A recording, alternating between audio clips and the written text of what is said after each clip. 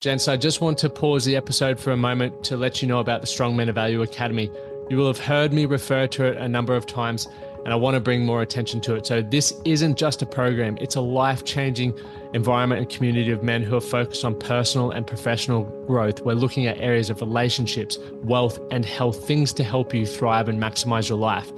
Imagine having bi-monthly one-on-one coaching sessions with myself, weekly group coaching calls, and an incredible brotherhood of high achievers by your side.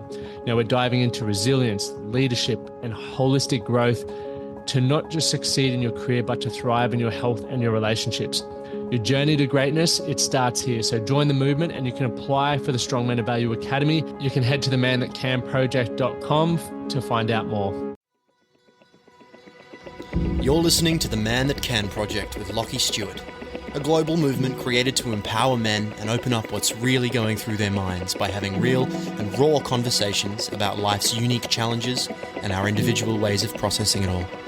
Welcome to The Man That Can Project.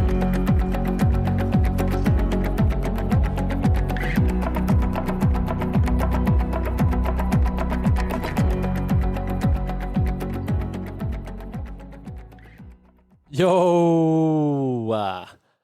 Welcome back, gents, to another episode of the Man That Can Project podcast. My name is Lachlan Stuart, and I'm your host, along with being a men's performance coach, focused on helping you to take your life to that next level through my coaching and programs and all of these episodes with our incredible guests. And I'm super grateful to have you guys listening here today. Please make sure if you enjoy these episodes, take a screenshot, share it, and share what you like about it or any guests that you would love me to get on the show, and just communicate. I love having interaction with you guys, and I just appreciate you all being a valued member of the community. If you aren't a member of the free Facebook group, lads, definitely head over to Facebook, search The Man That Can Project, make sure you're in the groups tab, and request to join. It's a free community. We've just cracked over 600 men who are actively working hard to take their life to that next level using our 4 pillars, but they're from all around the world. They're, free of charge. You can just sit in there and learn from other people's experiences, ask questions, and I do weekly Facebook Lives coaching and sharing some tips and tricks and strategies along the way. So make sure you definitely jump in there and, get as much value from that as possible. Anyway, enough from me. Let's dive in to today's episode.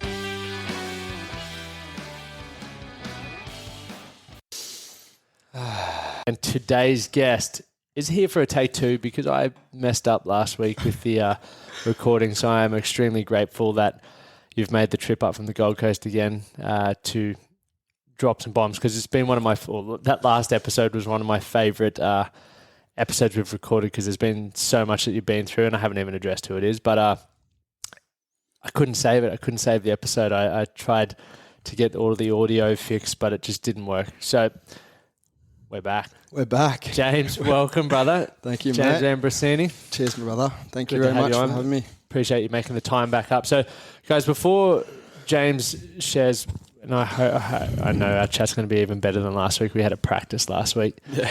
But, obviously, practice session. You're fresh back from Italy where you were playing professional rugby. So now you're sort of classifying yourself as a former pro, but who knows? You may go back. You don't know. You never know. The boots aren't hung up they entirely aren't yet. officially hanging over the balcony yet. Yeah. But you're a qualified sports scientist, personal trainer, and integrative nutrition health coach with a master's in mental coaching for peak performance in elite sport.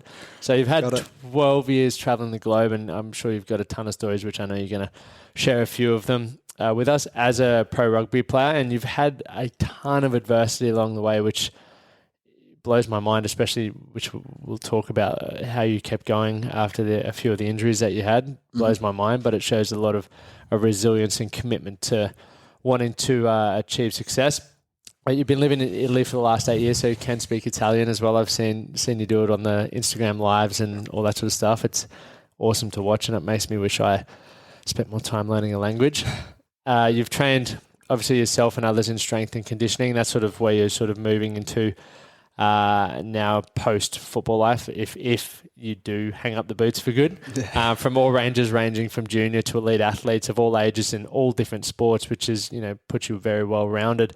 You've learned from some of the best coaches in the world and has some great mentors that have guided you along the way. So I think even just from that brief introduction, you've done some incredible things. You've reached the peak of your sport, which is rugby union. You've overcome a whole heap of adversity. You're now looking to give back from your own experiences, which is very cool. Like, to have the opportunity to learn from someone like you is incredible, but you still continue to have coaches and mentors guiding you forward. So, mate, appreciate you being on the show. Thank you, mate.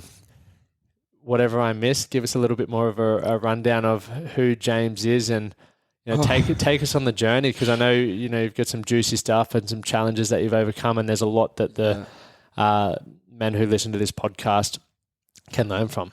Yeah, well, as you said, you pretty much hit the nail on the head with that whole bio there. But 3 months into arriving back from Italy, it's been quite a journey over there. I was there for 8 years. I moved over when I was 21 years of age with my first professional contract, playing rugby union. Spent my childhood playing rugby out of Brisbane. I went to St. Lawrence's College, so normal private school boy. Private school. So am I, so I can't comment. Yeah, we're in that stereotypical private school. I went to a state primary school. Does that... Oh, where'd you go? Highfield State School. I was a Toowoomba boy, yeah. Yeah, so you're in between then. Yeah. Tried a bit of everything. Yeah, so, mate, I went to St. Lawrence's and out of school moved to Canberra to be a part of the Brumbies Academy. Yep. And since then, was playing rugby ever since then, so 12 years. And it's been quite a journey, both with ups and downs, lots of injuries and lots of good times as well. Met a lot of good mates, had a really good time as well. And now I'm transitioning into another chapter of my life, and I'm networking with really good people. And as you know, I contacted you 2 years ago, and we've been mates ever since, because I resonate a lot with your story, that you were a rugby player and you grew up with aspirations to play professional rugby, and you went over to France and you did your thing, and you've come back and you're doing what I potentially you inspire me to do something similar, but in the same sort of field, maybe health and fitness, a little bit different, but same field in general. So it's exciting. I'm very excited for you. I know you're excited for yourself as well with that next. More excited now, than playing rugby. So it's crazy. The stimulus is way bigger now to serve people. With all the experiences that I've gained over the past few years, and it's a humbling journey to start now at 29. So, mate, you got to start at some age, right? And I think that's the thing with athletes. Like we have a certain time span, and there's that transition where you can kill the transition, or you can be confused throughout it. And I'm trying my best to work through it, and I'm really, really excited for what's to come.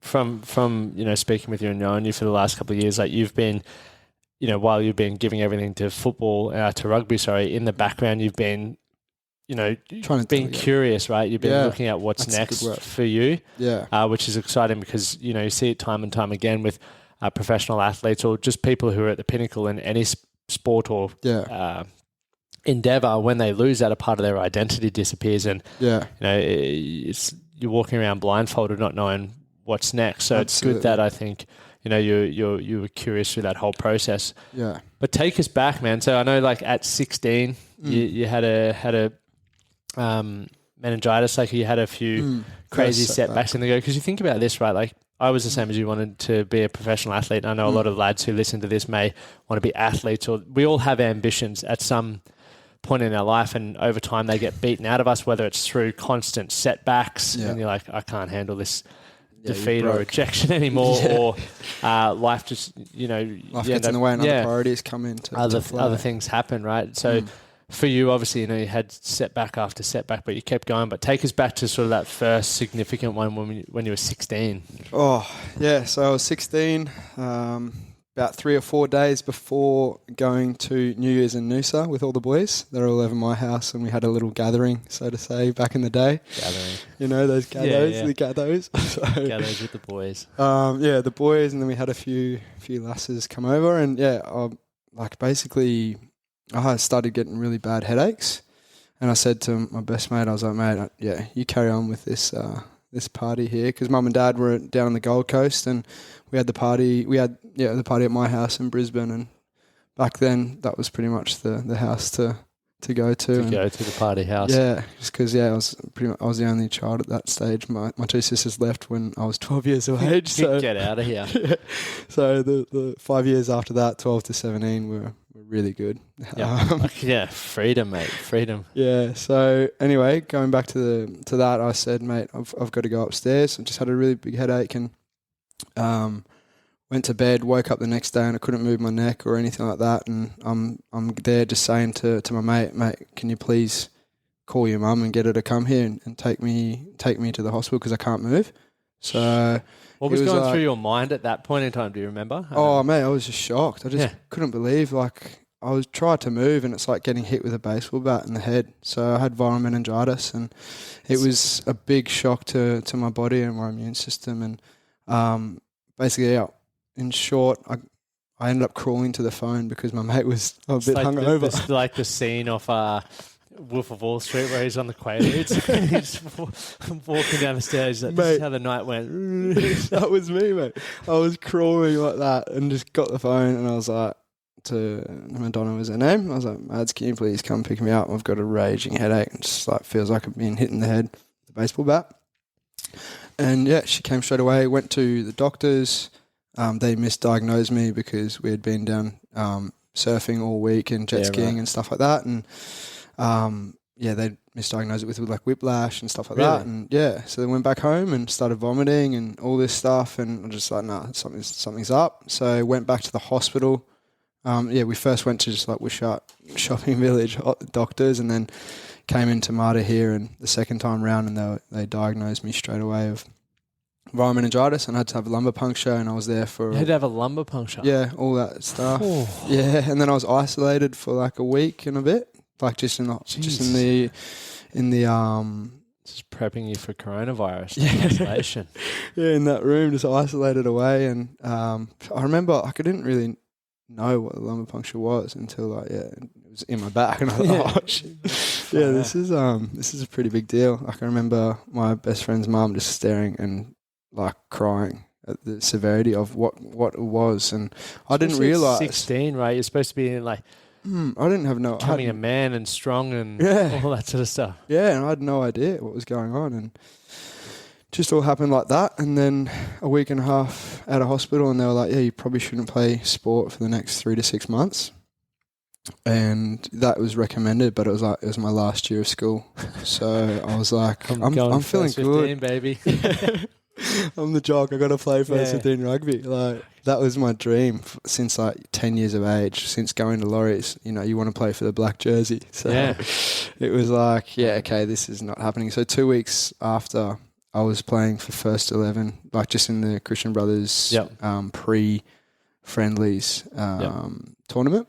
How did you feel at that point in time? Were you just... I was just lethargic, very lethargic, and but still just kicking on, trying to get past it. And then I felt pretty good a few weeks after. I felt fine after, and I didn't understand the risks and consequences of going and getting into sport. I still don't know what were some of the risks or consequences of... I think it could just come back. Or, mid-game. Yeah, so that was that. But then I ended up having the best momentum type of year for my sport and rugby, and won the undefeated first 11 and first 15, and for that's pinnacle of schoolboy sport, and ended up playing for Australian schoolboys and was starting 10 in New Zealand, where we beat New Zealand for the first time in 30 years in the Trans-Tasman Cup over there in New Plymouth. So that is unreal. 15-11 what was that like? Was the score. I still remember it, and we beat our rivals Ashgrove and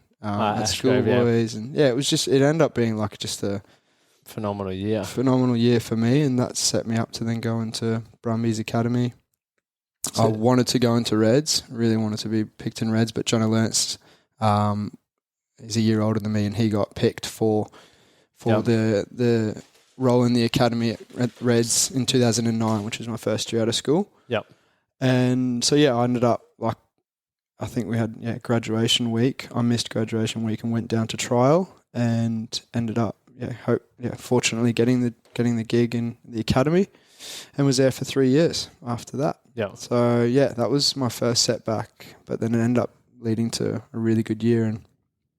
And how do you mentally prepare for that? Like, obviously, if you're getting back to something 2 weeks later, and after you're told not to do it for like 3 to 6 months, were you just like, nah, it's what I've waited my whole life for? Yeah, it was not much thinking. I was like, it's not happening. I'm just going to do it. And then, if it comes, it comes. If not, all good, happy days. So at least you know you tried. Yeah, exactly. So man, that was pretty stupid thinking about it, but at the same time, ended up working out pretty well.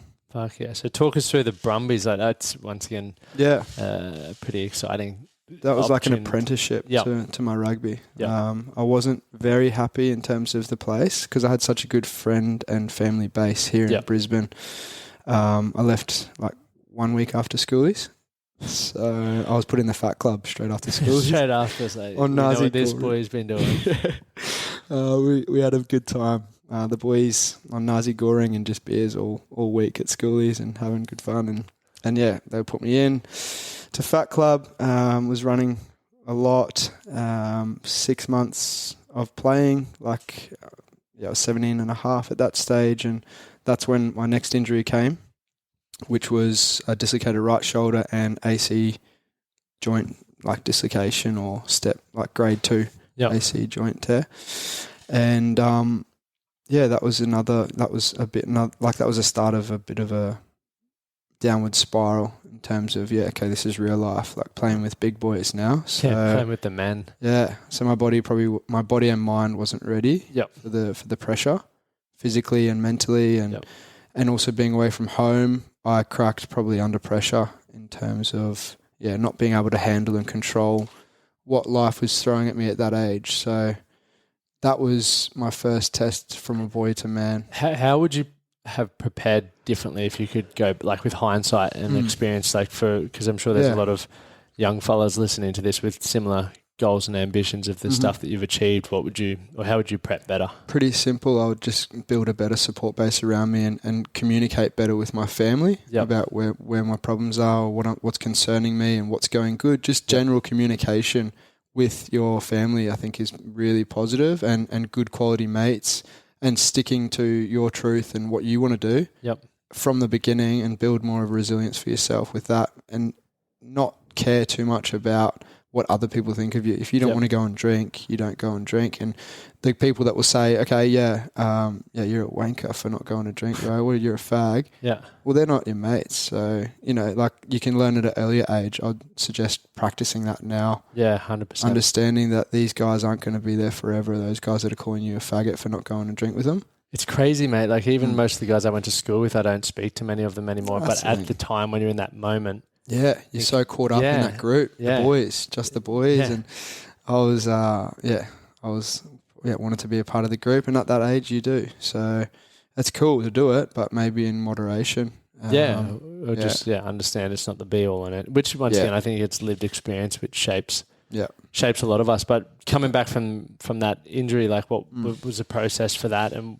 was the goal still the same? Yeah, the goals are still the same. I was still kicking on and rehabbing every morning. I'd drive to the Brumbies physio and would do rehab from 7 till 8 in the morning, and then I'd do my training and go to uni and then come back and do training, and I was just in a robotic way of physically healing myself. Yep. But not much work on my mind at that point. I didn't understand why this was happening to me, why I was getting injured, what was happening. I wasn't questioning on a deeper level what's going on, whether or not I should put more investment into my relationships with people around me, and not bottle it all up, and not it's better to talk with someone if you are struggling with this injury as well, and not just keep it all to yourself and try and be a man about it.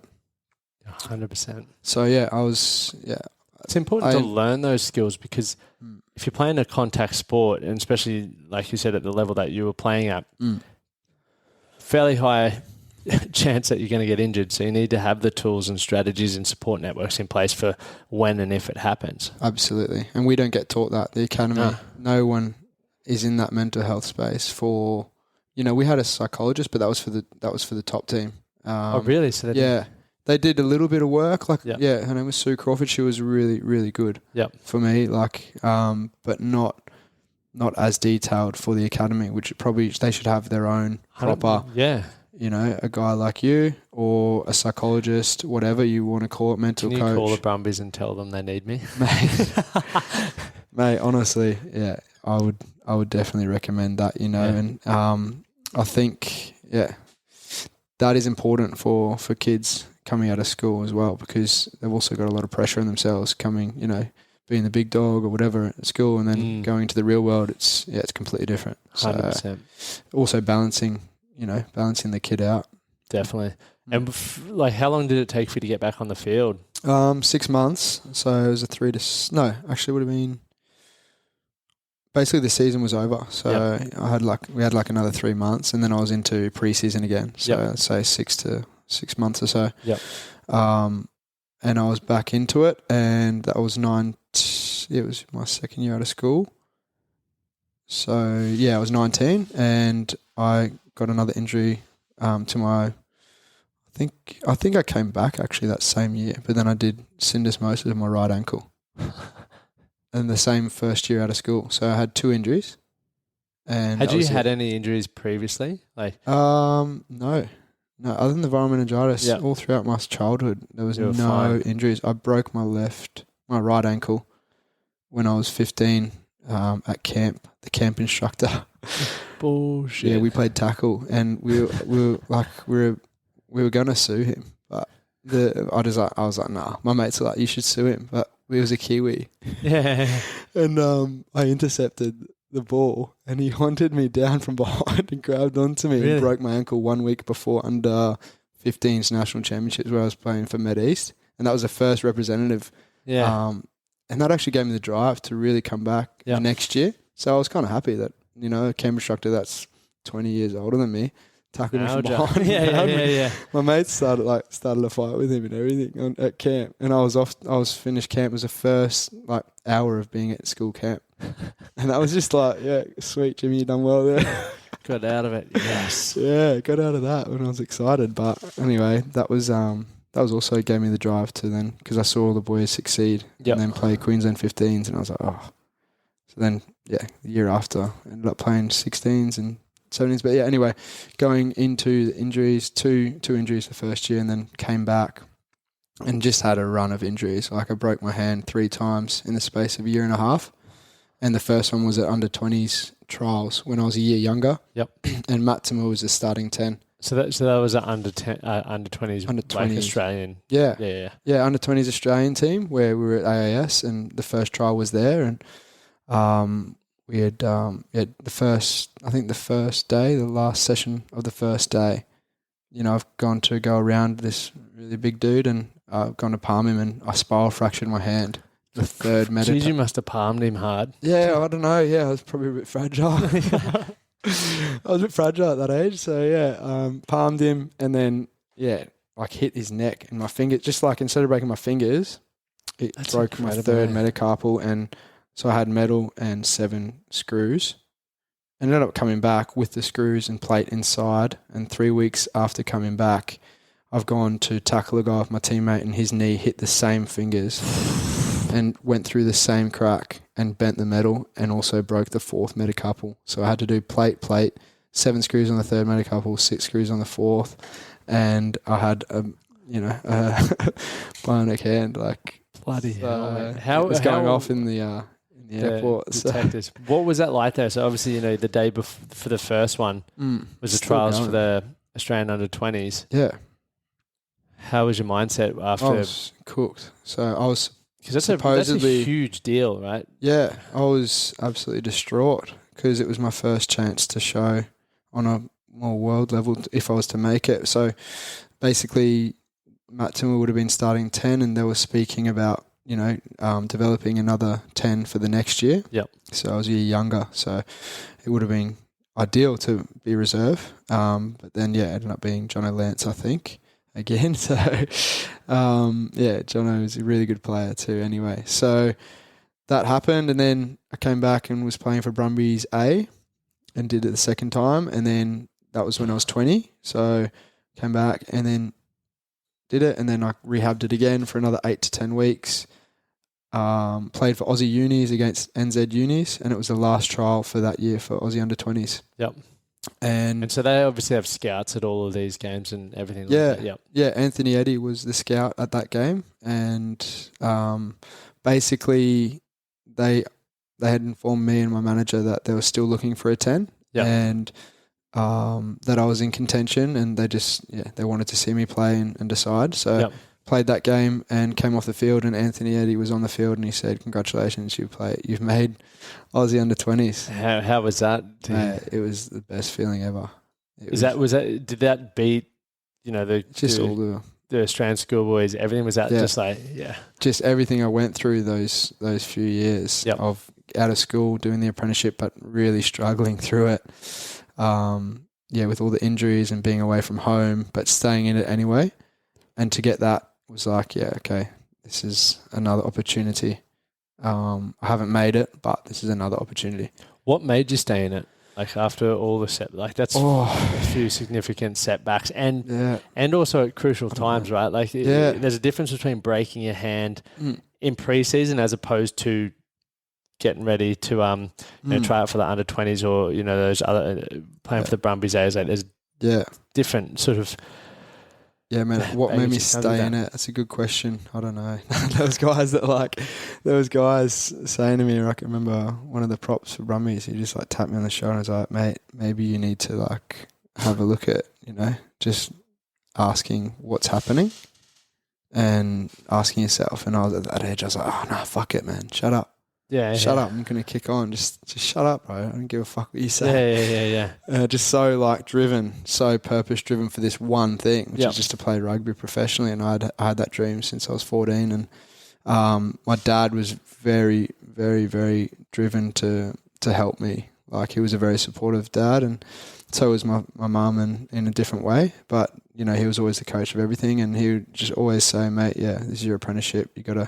Sometimes you got to go through a bit of suffering to come out on top, and the cream will rise to the top eventually. So just stay in it, stay in the game, and things are gonna look better in the future for you. I know you're in pain, and I know you're suffering a lot, but this is all a part of becoming a man. And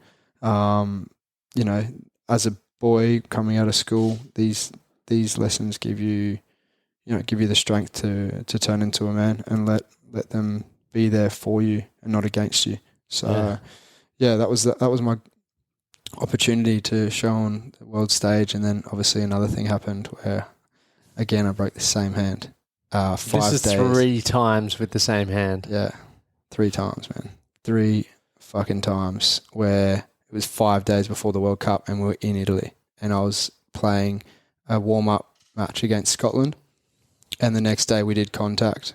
So our bodies were a little bit sore, and I've gone to clean out. And again, the hand was I was just so mentally weak. I was playing for Australian under-20s, and I was pretty mentally weak in the fact that I knew I had 2 medal bars in my hand, and I was the 10, and I couldn't even open my hand properly. It was like that. And here I am playing for my nation. I was just so forced and driven to do it, and so forceful about making this dream a reality. It came to a point where I was like, just stop forcing it, man. You're not asking yourself the right questions around what you're doing, and you're not even trying other things. You just want this one thing. Do you feel though you would have got the level of success that you had if you weren't obsessed about it? Probably, yeah, in a different way. Yeah. Or success in a different area. Yeah. Maybe in a different area, where I am now. Yeah. Maybe I was brought here to help people. Yeah. In a different way, or if I had stayed in Australia and not forced to go to Italy straight away, maybe. I don't know. At the same time, I got the contract for Italy. Aussie Sevens were calling and stuff like that. So maybe I could have got a few tournaments in Aussie Sevens and gone from there or whatever. But I was definitely too forceful at that age. And that's what brought me to be completely out of control, because I wanted to control every situation. And with your hands, if you break your hands, it means you're out of control. So if you get a book called The Secret Language of Your Body, I think it's by Ina Siegel. So that's when I started. Secret Language The Secret of Your Language. Body. I've never heard of it. It's an amazing book where I've pretty much used it for the past 10 to 12 years from my first mentor that gave me the book. With all injuries you have in your life or any sicknesses, it's got some sort of relation mentally to you. So it's a yellow book, yellow title. I was just writing it down, but I'll bring it up here. Yeah, so that book, basically, in short, from what I can remember, when you injure your hand. Yeah, yellow in a seagull. Amazing book, man. I recommend you get it. Buy it on Booktopia. Good 10. I'm on Booktopia now. Yeah. Mate, Interesting. Get that book. You're going to love it. The Essential Guide to Health and Wellness. Yeah, incredible. So when your knees, if you injure your knees, it's related to your ego. Interesting. Yeah, it's pretty insane when you think about it. All together. Yeah. It's very fascinating though as well because it's hard to explain, but if you read the book, like I think when you read it and you hear from someone else talking about it, because I know as blokey blokes like yourself and coming from that rugby background, you hear stuff like that and you're like, what the fuck this is guy's ripped way too many bombs or something weird's going on. Yeah. But then when you actually start, if you at least be open-minded to it, it may, like there's so many things that make so much sense, and obviously you can take what you want and leave the rest. Yeah. But if anything can positively impact your life and it at least makes you curious about, like you said, the knee represents your ego or something. It's like, well, maybe at least check it out. Yeah. Like there's what's the worst that can happen? Yeah. You prove that the book's bullshit, or you find out your ego is damaging your life. I recommend whoever wants to get it, slide into my DMs later and say, yeah, you're spot on here because I believe 100% in it. And I went through a lot of suffering. And my body is my job. Yep. So this book was recommended by one of my mentors, and I thought, okay, yeah, give it a go. And it helped me clear a lot of emotion. Negative emotions that was going on in my mind to then not be injured anymore. Like I did a lot of work in the past, 8 to 10 years where I was no longer injured. And that's because I was asking deeper questions about, what the fuck is happening? Why am I being so forceful? Like what's going on? So, yeah. I think I'm so excited though as well because stereotypically men, when not supposed to sort of ask these emotional questions or get in tune with our intuition and all this sort of stuff. Like I grew up thinking that was just ridiculous, or that man was soft or a pussy or whatever. Oh, there's a big stigma, bro. Yeah, for doing, definitely. But now you see people like yourself, Quade Cooper, James O'Connor. For those who don't know, they all play for the Wallabies or played for the Wallabies. But these people that I grew up aspiring to be like as well, and you see them still super talented, but they're turning more in and doing a lot more inner work, and they're openly talking about it and posting about it, which I think is awesome because for those next, and the people that you're looking to work with, which we'll talk about shortly, and the younger people, but even the older rugby nuts or hardened men are going to start at least going, well, maybe there is something in it. 100%. 100%. Made a lot of mistakes that I wish I had have known back when I was 18 years of age. So, there's a lot of reverse engineering that I want to do to help kids mentally. Well, even the start like this, like just having conversations, and for those listening at home, like have conversations about money, have conversations about sex, have conversations about fucking mental health and emotional health, and share with your kids if you fight with your wife or husband or whatever, and tell them why it happened or how you overcame it, because that's real life. Yep. I never knew how to fucking resolve conflict or do any of that sort of stuff. Like, not a chance. I just thought it. And we're understanding it as adults. Yeah. Thought you'd walk away for a day and the next day you'd come back and it's fine. She's all patched up. Yeah. So it's important for those who are wanting to give back or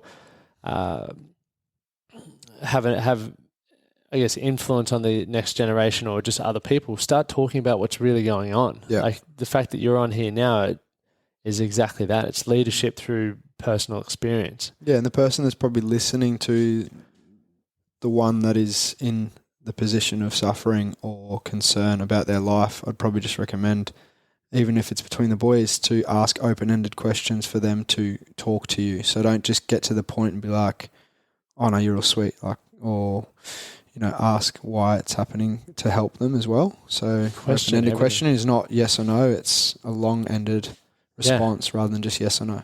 100%.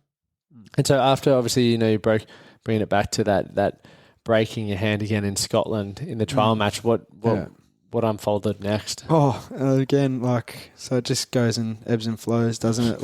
I was in the worst state mentally. I was cooked when the doctor said to me it was in Italy, for one, and we're in the Italian hospital, and in broken English, he was like, "Oh yeah, your hand is broken. You got to get on a plane and go." I was like, "Okay, thanks, Matt. You don't understand what was at stake." Yeah. And, he just said it so blunt, and I was just like, "Yeah." And there's obviously no emotion for him needed, but it was kind of like, "Oh fuck!" I'm cooked mentally. It's my third time. I have to go into surgery again, and then I have to go through rehab again, and then I have to take everything out after that. So it was 4 surgeries on the one hand. And that's when I really realised, I'm in a bad state. So I went into serious depression and, had suicidal thoughts, because you put all your energy into the one thing out of school. And I came back home and all my mates were, they were 3rd, 4th year uni, and they were talking about cadetships or talking about getting sweet jobs, money and all that. And I was still struggling. And luckily, I had a bit of support, but, and I would do uni and rugby, but when you're in academy, you're getting peanuts. You were there just to make up the numbers basically in the academy. It's not a full-time, it's a full-time gig, but you're getting paid 0 to 20 K max.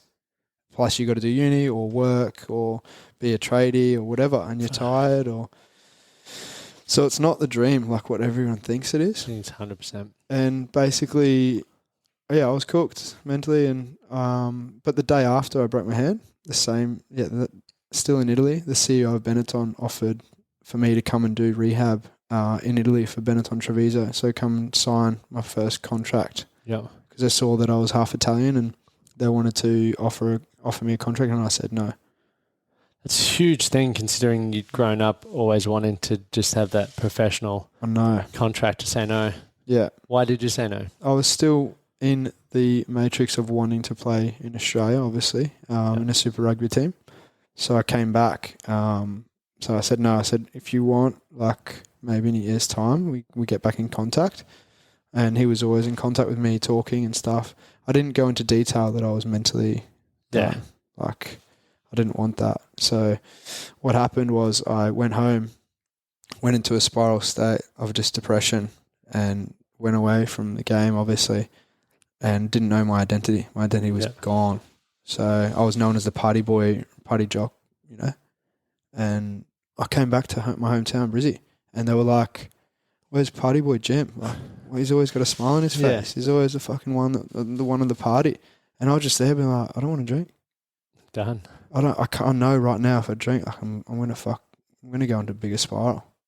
I'm already depressed, and you guys don't know, and I'm not telling anyone. Why didn't you tell anyone? Mate, at that stage, I told 2 or 3 of my best mates, and they both said, all of them said that they were gonna fucking hit me. There was no. How can I say it? It was still empathy, a big stigma. Yeah.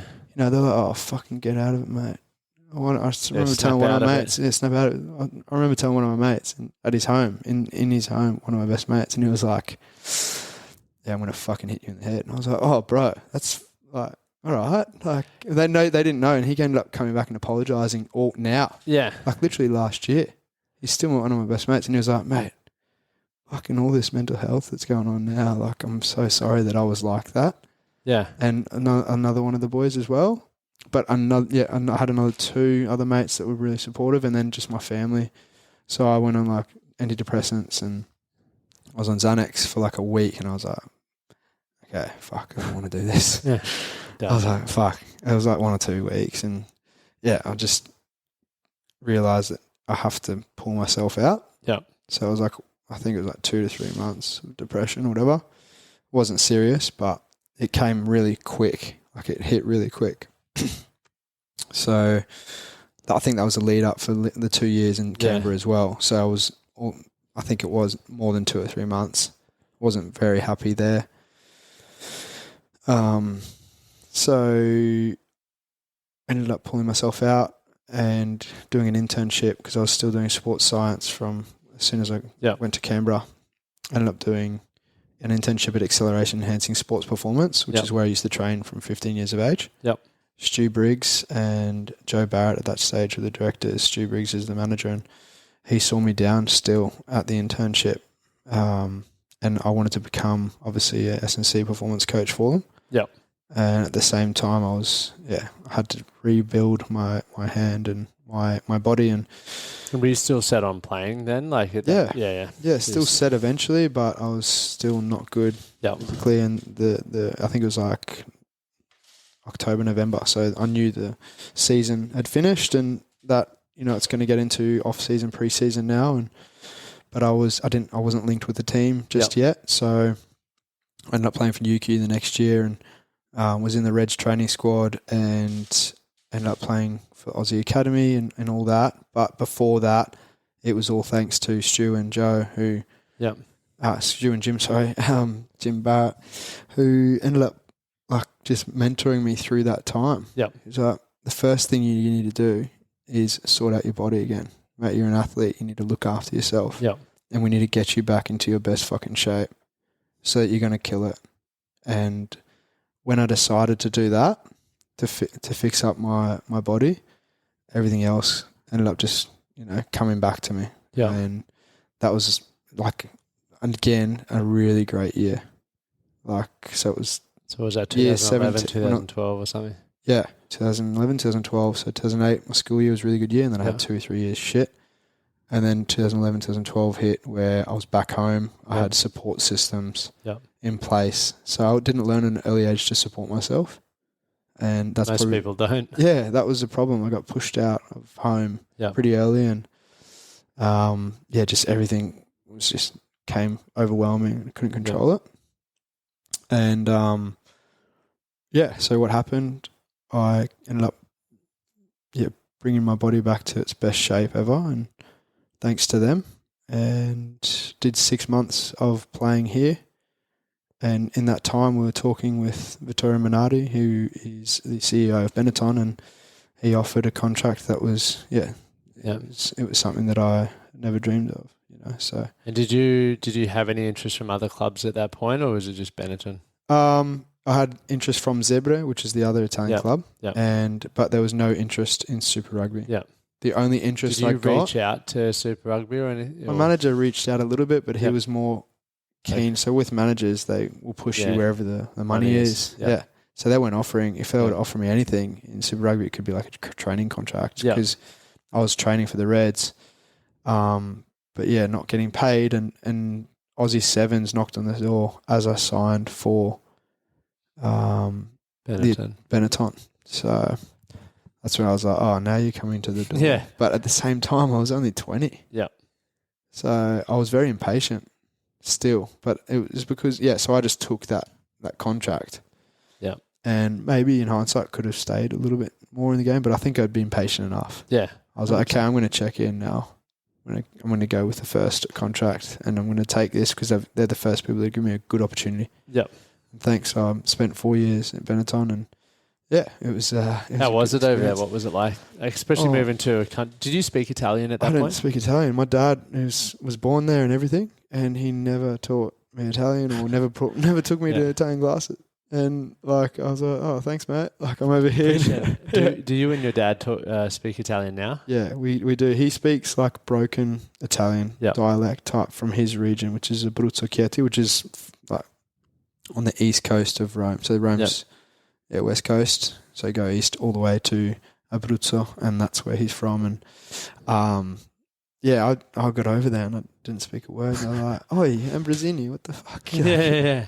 Should be talking Italian. I was like, "Oh, fuck." G'day, mate. Yeah, g'day, mate. Oh, I couldn't even they couldn't even understand the Australian accent as well. So I had to change my accent for them to understand me at the beginning. All the Italians. Crazy. And then we just hung a lot with the foreigners. And then after year 2 or year 3, that's when I started to Feel fluently. comfortable, yeah. Yeah, Well, feel more comfortable. were you doing lessons and stuff at that time? Yeah, we did a bit of lessons, few lessons and stuff like that, like the first year, and then it's kind of like, oh, yeah, okay. Yeah. Yeah, because the grammar is pretty hard.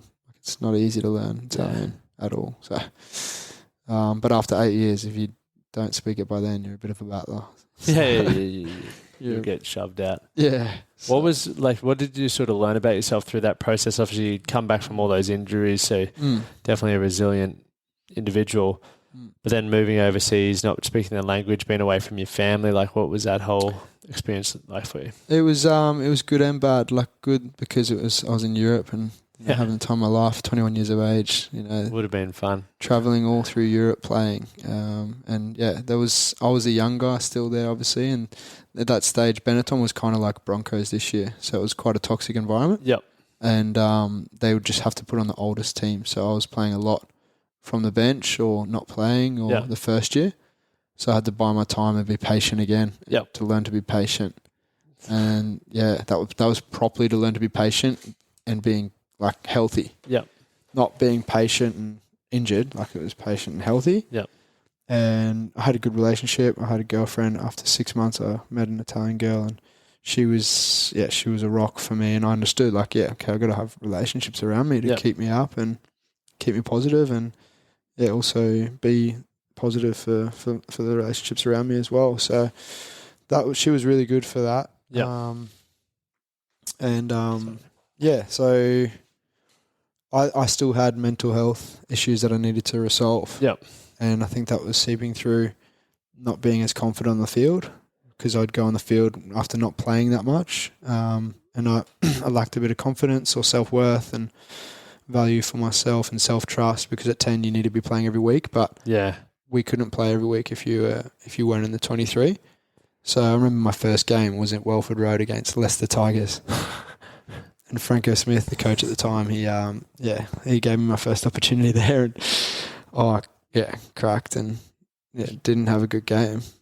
So what was that like for you mentally? Like cooked. Again, I was like, So isn't it interesting though? Yeah.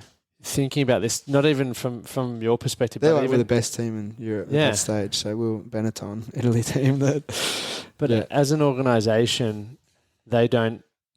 And it may have changed now, but they don't understand player welfare and understanding that, like, if you want to get the most out of an individual, you need to be practicing, whether it's on the pitch for footy, but all the mindset stuff, the communicate, all these. Well, now they're doing it all. Yeah. Now at Benetton, if you're not in 23, you're playing. Like you're playing at club and all that stuff. So they really mould the kids now. But there's a good coach there. Yep. Kieran Crowley's doing really well. He's a Kiwi that brought Canada up. And, he's changed the whole place around. That's awesome. With Antonio Pavanelli, who was the ex-captain when I was there. And basically, it was... But all in all, I got through that and persisted and ended up playing pretty decently. And then did 4 years in the Italian comp whilst also returning to study. So I took 4 years off uni in that time just to focus purely on rugby, which... in a way was good, but 100%. Also I would have preferred to study as well at the same time. I could have. And hindsight, man, it's a beautiful thing. Yeah, so after fifth year, whatever, in the 5th year I ended up playing, I was just playing sevens around Europe with Italy and a bit of club rugby in Italy and just studying and picking up my sports science where it was. I'd done 3 years but lost one, so I had to do 2 years out of Central Queensland University at Rockhampton. 6 year, that's where I was studying. Yeah, so in 2 years I came back here 4 times for a 1 week prac. Yeah. And that was fun.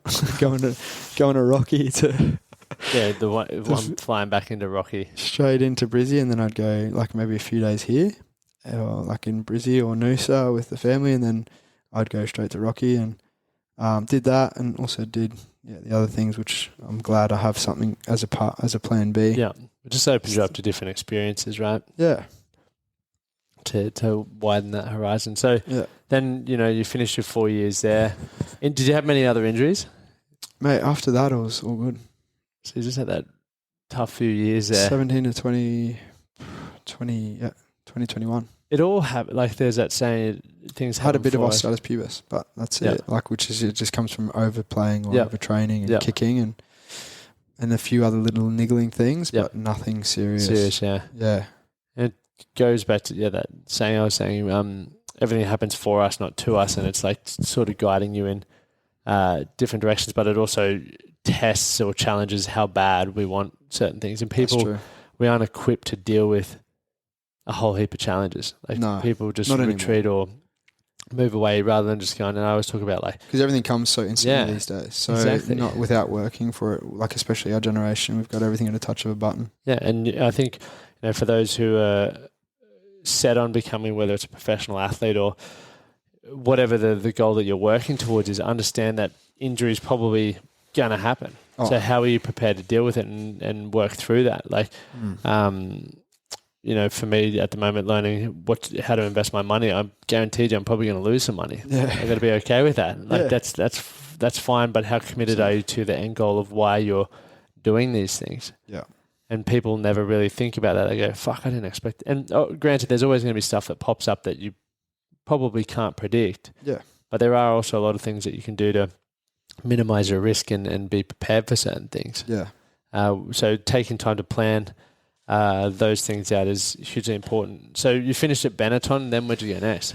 Went and played for an Italian team called Sendona for 2 years, and then Sendona, which was on the Venetian coast. Yeah. That was just for a bit of fun. I was pretty much like at a stage where I was 25, 26. I still had that Italian girl of 4 years, and we were together for 4 years. yeah, 4.5 years. Wow. Yeah. Fucking hell. So that kind of made me stay. Plus, I was still keen on playing pro, going back to pro after finishing my studies. Yep. So that was semi-pro, and I was just doing my uni and living out of the same place in Treviso with my partner. That was just travelling 30 minutes down the road. Oh, that's cool. Which is at the beach side of Venice. So you got Venice, it's on the right, and did that. Had an absolute ball. Yeah, it would have been Boys. awesome. Yeah, it was awesome. I had almost more fun there than at Benetton because I was just more relaxed too, and had less pressure and real good coach. So I vibes. You go through your whole career and you can vibe with coaches. And at Benetton, the coach actually got sacked. Both coaches that I was there for 4 years, they got sacked through their second year. Both of them. First 2 years, one was a South African. Yep. Franco Smith, and his second year, halfway through, he got cut. And then third year came in the first Italian to ever coach Benetton on the European circuit, and he didn't do well. Yep. So fourth year, he got cut. Yep. And that was the years of you go through organisations where you make all the mistakes to then learn from it. Yeah, because now they're doing well, aren't they? Now they're doing really well, and that's thanks to Kieran Crowley. Yep. And Pavanelli, as I said before. So that they learnt all the mistakes through those years, unfortunately. But at the same time, it was still a good experience and played a few good games there too.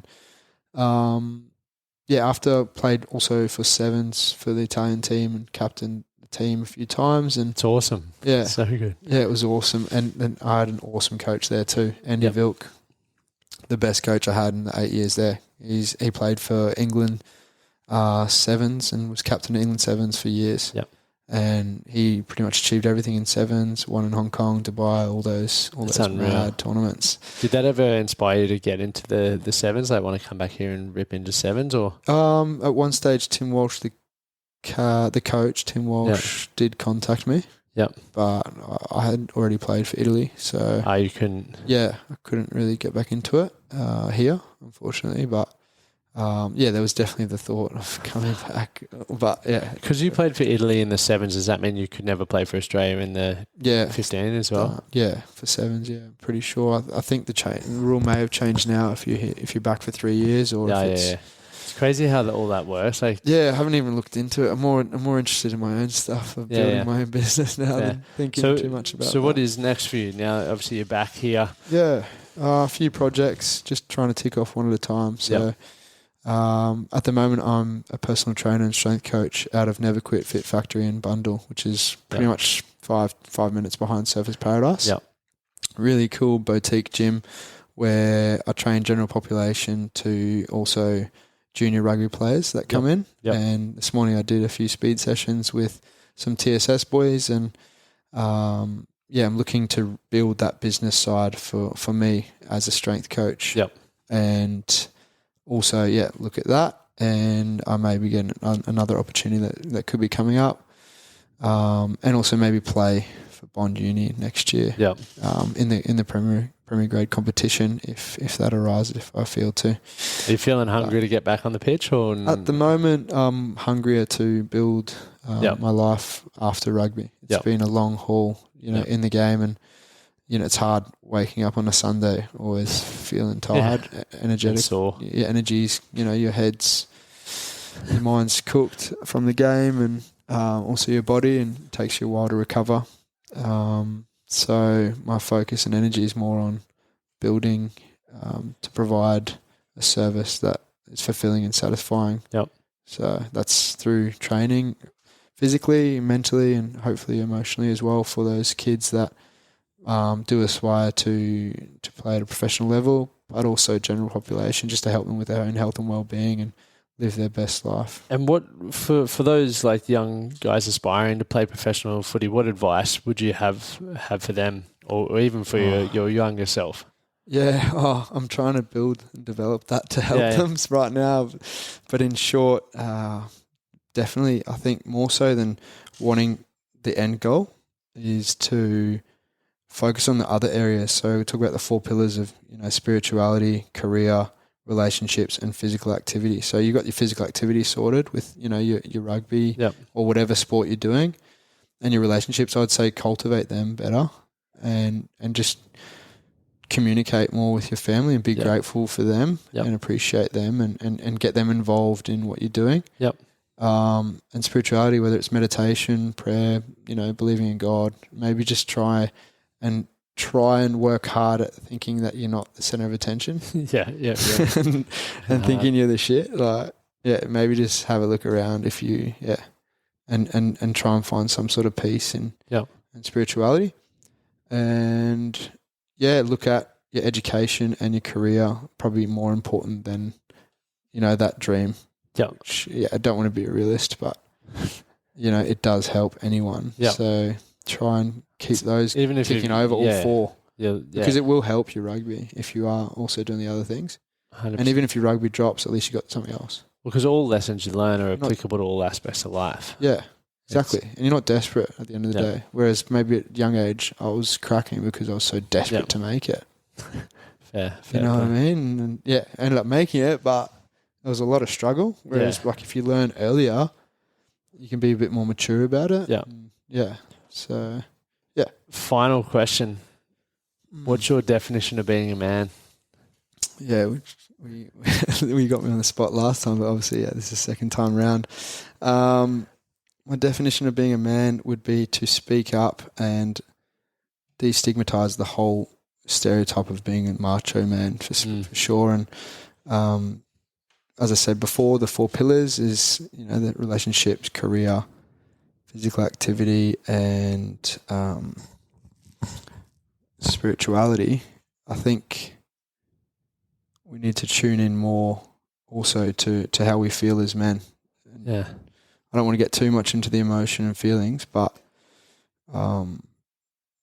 standing up more for yourself. Don't be a people pleaser. And staying true to what you desire and your passions. And if people are going to be stepping your way to challenge you, then try and learn to step up to them, and believe in yourself at a younger age. So just work on your self-trust, self-confidence, self-worth, because a lot of men are angry. Where, like you would know, like lots of guys are confused, angry, jealous, compare, all those negative emotions. And that's especially men, not just women. Like men suffer a lot not being able to deal with those negative emotions to then live a life of joy and being glad and appreciative and grateful. So reaching out to people like you, I reckon that's being a man. Like reaching out for help is being a man. You have to ask for help. Or just even having conversations. Like we originally, like when we started talking, we just enjoyed each other's content. Yeah. Like that's how. That's it. That's it started. Yeah. Like, It resonated. that's awesome. Yeah. So I think, touching on that point, reach out for help, or if you find someone interesting or intriguing, reach out to them. Like, what's the worst that can happen? Mate. Tell you I'm to sure fuck they would off. appreciate it. Some people. Yeah. Yeah. If they tell you to fuck off, then move on to it. Move on. They're not the right person to connect with, but Exactly. 9 times out of 10, they're going to be so stoked to have a conversation. 100%. Mate, where can we find you on socials? James _Ambrosini _fit. That's my Instagram today. So I'll put that in the show notes. yeah, it's a pretty long one. So yeah, Instagram. I can't talk. DMs. The Man That Can project's fucking long as well. I should probably just drop it back to James Ambrosini. But anyway, find me there. DM me if you want to reach out with anything, whether it's physical, mental. Yeah. Or if you live on the coast, go see him. Yeah. At what's it called? Never Quit Fit Factory. Yeah, Never Quit Fit Factory on the Goldie, like pretty much in the centre of Goldie. Yeah. Come in for a session if you can.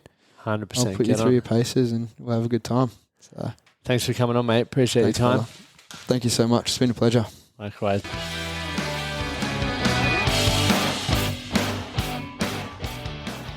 All right, guys. Thanks for tuning in to that incredible episode. If you got value, please share it on your socials. Send it to mates that you know would get value or could resonate with James's story. I appreciate you doing that. Now, gents, before we jump off, if you haven't heard about the Inner Circle program, check it out. There is a 7-day free trial available for you guys to check it out as if you're a member. Okay, you can dive in the group, get involved, get access to everything that's available to our members and see if it's for you. It's for those men who are ready to create momentum in their life, for those men who are ready to play a bigger game and actually take action.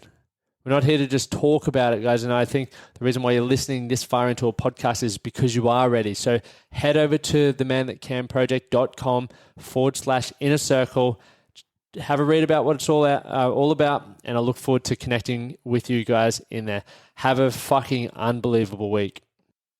Thank you for listening to the Man That Can Project podcast.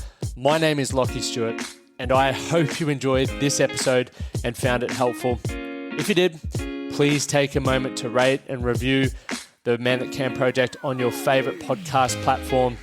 And don't forget to subscribe to stay up to date with our newest episodes. We'll see you again next time.